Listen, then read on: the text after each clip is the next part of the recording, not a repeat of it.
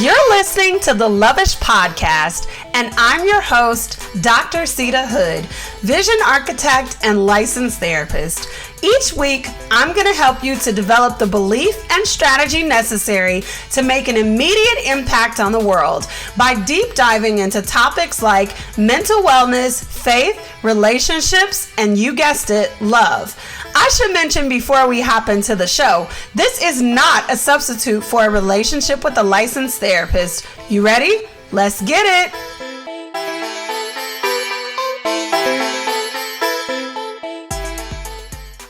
The butterfly, that's let me see it to zero. I don't know what you've been to. Hey, welcome back for another episode of the Lovish Podcast. I am your host, Dr. Sita Hood, vision architect and licensed therapist. Let's jump right into the episode. What's in your mug today? I am still being held in a chokehold by the Snickers coffee, okay? Did y'all try it yet? Don't knock it until you have tried it, okay? So we got the Snickers coffee on deck and the special little Amazon mug. I saw this on social media. I'm not even gonna lie. Like some of the stuff you find on social media, you'd be like, no, not interested. The mugs though, the mugs be hitting. And then we have some water because summertime and we are drinking our water and minding all of our business, okay? Wonderful. So it is a Media Queens episode, and I'll talk about Media Queens a little bit later, but I thought it was really fitting to talk about Reasonable Doubt. If you have not watched Reasonable Doubt yet, you might want to skip the first part of this episode because I'm about to drop all the spoilers, okay? And I know I usually be like, oh yeah, I'm about to drop a couple spoilers. Like, no, I'm finna go in and drop spoilers because I think that frames the episode. Today we're talking about your relationships, your story, and why your story matters. Okay, ready? All right, I done talked it up. Let's dive in. So the storyline for Reasonable Doubt is that you have a highly successful Black female attorney. Go girl. Yes. Shout out to you. She works tirelessly in the public sector and she is the best. Okay. The absolute best at what she does. But her personal life is a wreck. Does that sound familiar? I don't know. So she is, at the start of the show, currently separated from her husband, and she can't decide what it is that she wants to do. She doesn't know if she wants to be with him and make things work, or if she is willing to continue living separately and let go of their friendship. And their friendship was the basis of their relationship. And I'm not gonna lie, like, if y'all watch this, they look so cute together, don't they? You like, okay, match made in heaven, heart eyes, relationship goals, etc. I don't know about y'all, but for me, I was like, girl, hold on, go get your husband, girl. Go get your husband. No, you can't let him go. Her relationship with her mother now, that's the one that's a little bit complicated. Well, actually, the husband is complicated as well. All of her relationships are complicated, but mama though, mama's really complicated. She loves her mother deeply. She understands all the sacrifices that her mom has made for her, but she's also extremely broken from the pain that her mother has caused her. Anybody know what that feel like? Does that story sound familiar to you? So at the end of the season, Jax finally decides to use her voice because the pain of staying quiet is greater than the pain of revealing her truth. Jax could have avoided so much drama throughout all the seasons had she simply shared her story, her truth. It doesn't matter who else had a different story. It didn't matter who it hurt because this was her reality. And I know some of you listening and some of the women that I talk to all the time have such a similar story, just like Jax. There's a person in your life that you love so very deeply, but honestly, the hurt that they've caused goes just as deep. So we're going to talk about why it's important to still share your story. When we get back, we're going to have a brief word from our sponsor for today's episode. Aren't you tired of holding on to the thing Aunt Barbara said about you in the 4th grade? Or exhausted of always having to be the one to organize family dinners? How about being the one to plan the girls' trip activities all the time? You need a relationship adjustment. Relationships are actually quite simple. We tend to overcomplicate them. I want you to click the link in the show notes or underneath this video and grab the complimentary Align bundle. Inside of the Align bundle, you're getting 34 ways to practice self-love worksheets so you can wave goodbye to the I don't know what to do to practice self-care excuse. You're gonna also get the shift scripts to shift tough conversations from awkward to aligned so you can finally say what you need to say exactly how you need to say it. And you're also gonna get access to Repairing Broken Relationships Masterclass to help you decide if the friendship is worth saving or if you should let it go. Don't go another day holding on to this frustration. Click the link today and get your relationships in alignment.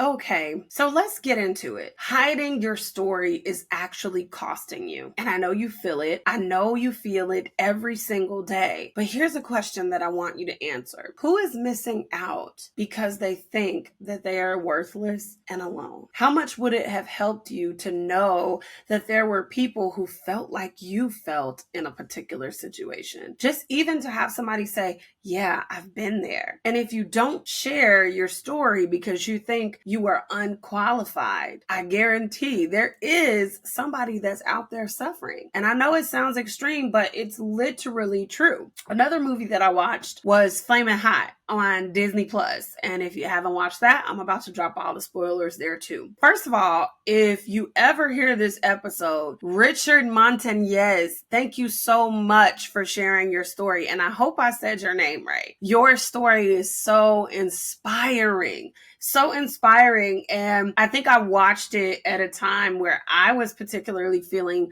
a little bit discouraged, a little bit down. I wasn't going to give up. But when I saw Flamin' Hot, I'm over here screaming at the screen like, yes, you better go make your speech, Richard.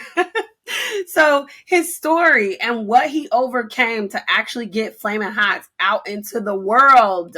He overcame blatant racism. He overcame oppressive systems that were intentionally designed for him to fail. He overcame abuse, but key word, he overcame. And he continued to share his story even when he was in it. When the company was about to pull his product, after he put himself out there, called the CEO, got them to produce the product, when they were about to pull it because he has some haters, he did what he does best. He used his story and he shared his heart. So he merged his story with the stories of the employees that he worked with and also the gang members that he used to run with. And he inspired them to action and he got them to distribute Flamin' Hots in the street. And let me just say, I, for one, am extremely happy that he decided to go on and do that because listen, Landa, Flamin' Hots are a staple in my household. They are a key part of my childhood. And I had no clue that this was the story behind Flamin' Hots, but I'm so happy that he decided to tell his story, to continue telling his story, not to give up when adversity hit him,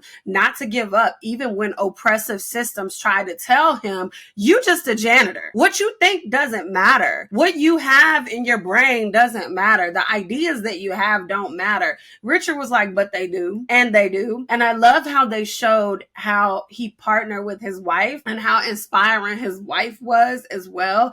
And how instrumental she was in this process.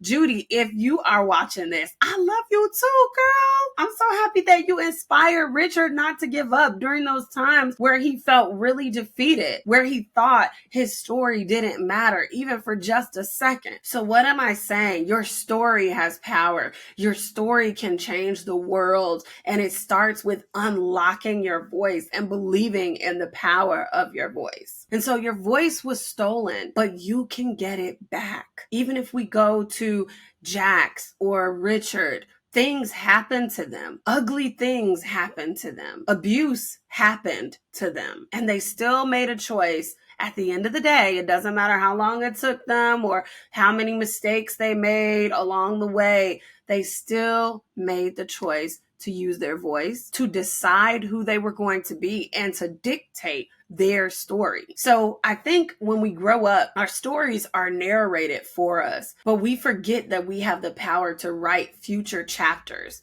We don't have to be defined by the first couple of chapters of the book. You get to close the chapter where somebody else was the narrator and start narrating your own version. Start writing your own story. And I know you want to change your story because you're still listening to this episode. You're still here. You have been feeling this magnetic pull for a long time and you've been thinking maybe it's going to go away, but it's not going to go away. I can hear you saying you don't actually believe that your story matters. You do believe in the power of story. You do know that stories do matter, but yours? Nah, I don't got enough adversity. I hear you saying like, I'm still in it. So I can't really talk about that right now. I don't really know the next step. So it doesn't really make much sense for me to share my story. And that's a lie because sometimes you get the freedom by sharing it while you're in it. And here's the thing. I can't tell you what to do with your story. You got to decide what to do for yourself. And I can tell you that your story will open up so many doors. I was terrified to tell my story of being diagnosed with major depressive disorder back in 2020. But that story opened up an entire new realm for me, a new layer of my personality, a new part of me that I didn't know existed. And not only that, it connected me to so many amazing people. The reason why I hadn't shared my story before that, even though it was felt like burning on the inside of me to try to tell the story, was because as a therapist, there's so much that says best practices is you don't reveal your story because therapy is not about you. You only reveal your story when it would be beneficial to the client. And I wholeheartedly believe in that. But I also believe in the power of our stories to help heal people. It makes a difference if you have a therapist that's like, well, what do you think? How do you feel? Yeah, great. That might be cool, right? That works. But how much more powerful is it to say, yeah, I understand you deeply. I do. I was diagnosed with that here, and this is how I overcame. So this personal experience in combination with these professional tools can help you to heal. And I know some people abuse self-disclosure. I'm not talking about an abuse of self-disclosure. I'm talking about a shared experience between humans that helps the person heal. There's power in that. And that goes much further than staying quiet and just giving a set of breathing exercises. Another example of the power of sharing the story, Richard broke the chain of command when he called Roger Enrico, the CEO of the company. But I'm pretty sure he would say that it was still worth it.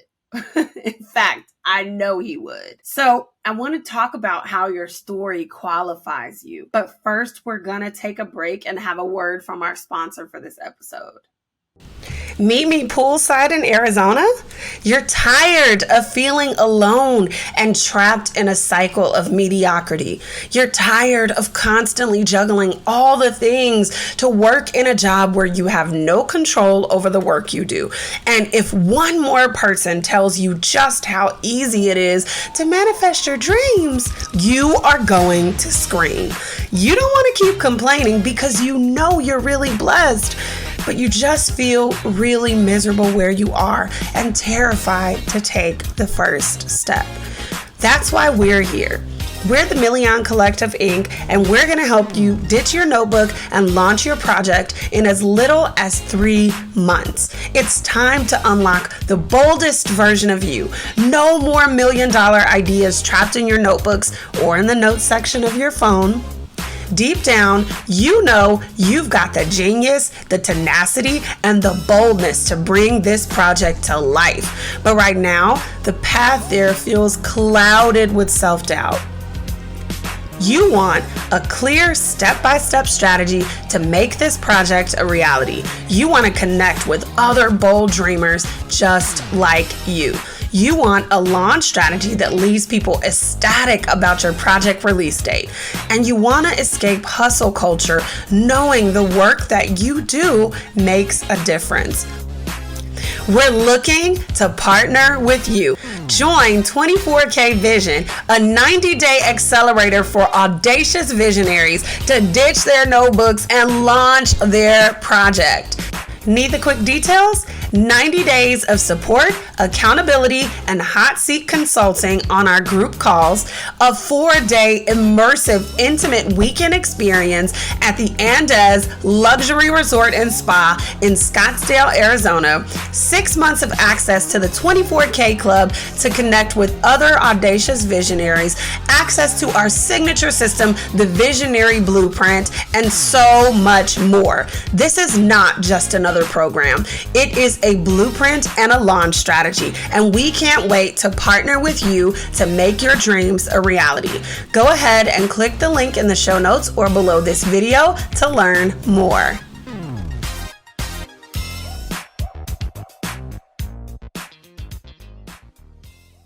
Welcome back. It is indeed your story that qualifies you. Your story makes you human. Your story connects you to other people. Inside of the complimentary community that I host, it's called the Abundant Life Society. I'll leave the link in the show notes and below this video. We just finished the selfie challenge. And I started the selfie challenge like 3 years ago. We ran it for Valentine's Day, the last 2 times that we ran it. And I really wanted to run it to show women that you can celebrate love and loving relationships without being in a romantic relationship. You still have a reason to be excited about life. You still have a reason to be happy that it's February, the love month. And you also need to find ways to practically show yourself love, to live a lifestyle of wellness. So that's why I started the challenge. And so it used to be 14 days. I shortened it and we ran it in June this year. And it was 7 days long. And we took photos of mental wellness activities, soul care, physical activities, different things like that. But the thing that stood out to me was one of the ladies in the society said for soul care, she said time with her friends, because a little piece of her heals every time she leaves from an event with them. And I was like, oh, I felt that. I felt that because we underestimate the power of our friendships. And it's not simply being in a person's presence in the beginning. Yes, by the time you're deep friends, it is that. But for the most part, when you're getting started, it's your story that connects you. It's your story that makes you feel understood. It is your story that draws on empathy and sympathy and love and all of those emotions that unite you with your A1 day one, with your new friends. It's your story. And then it's the story that you get to write with your friends.